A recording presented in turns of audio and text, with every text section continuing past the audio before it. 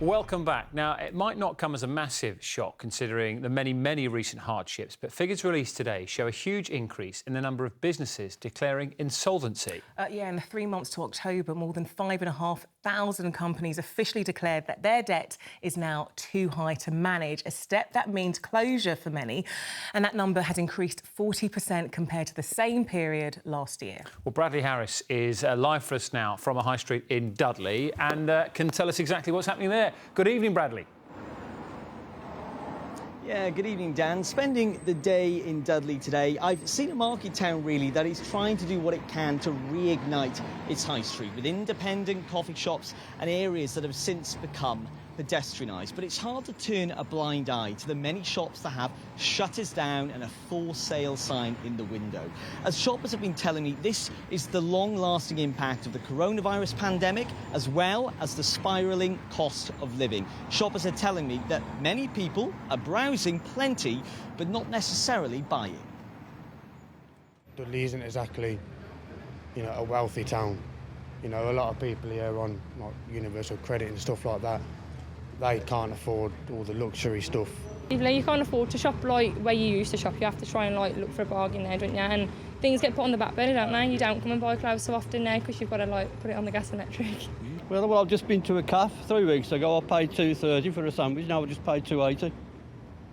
So it's gone up 50p in 2 weeks. Do you think that'll stop you from going there if prices continue to rise? Well, it will, because I can go to the shop and buy back and egg myself and do it myself, and it's going to be cheaper, isn't it? Well, I've come inside the Old Swan Inn now, which has been open since the 1830s. But next week, it could be closing its doors for good. Before we hear from the landlord, though, I've been chatting to Alan Sodhi, who works for the Federation of Small Businesses. He told me that the money business owners had saved during the pandemic has since run out. Many had money set aside for a rainy day. The rainy day came. It's happened, those reserves have gone. And so now where they might have had some money to get them through that difficult period, there were government support schemes in place, which helped not all, but a lot of small businesses through that period. That's not the case now, as they're facing these huge rising cost pressures, soaring energy bills. They're seeing revenues fall away as people are tightening their belts. They're seeing inflation. They're seeing higher interest rates.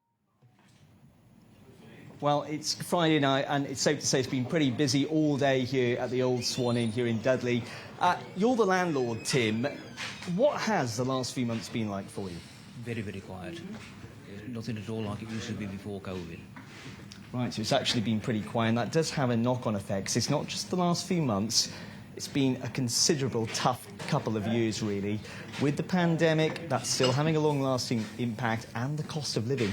Costs a lot to heat a place like this, doesn't it? Well, this is an old Victorian building. The walls are solid. It's 3 buildings, actually, knocked 2 into 1. And the drafts are outrageous, really. And just tell me, what do you need to happen to try and save this pub? Because it's been going since the 1830s. It's survived 2 world wars. But next week, you might be closing the doors. Well, the income doesn't match the outgoings, and with the utilities going the way that they are, if you don't make the ends meet, you've got no alternative, have you? So what you need are numbers. You need people through the door, right? Through the doors, yes, people to buy beer. It's such a shame, because you've been looking after this pub for many years.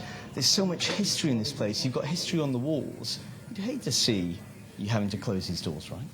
It'd be a loss, it most certainly would. We've been here since 1835. Does it surprise you that it's survived so many things, but it's the cost of living that's really pinching your pockets at the moment? It's pinching everybody's pockets, and people haven't got the money to spend. You can't keep putting the price of the beer up. If a man's got £10 to spend, he's got £10. When it's gone, it's gone. Tim, what are people saying to you when they come into the pub? We've got, I'd say, 10 to 15 people in this part of the pub. Are they worried as well? I think everybody's worried, yes. I mean, people that you used to see every day, you see them once or twice a week. People you used to see once or twice a week, you don't see at all. Well, Tim, I hope you can keep the doors open. What's interesting about this pub is that many places have a pub bell to signal that it's last orders.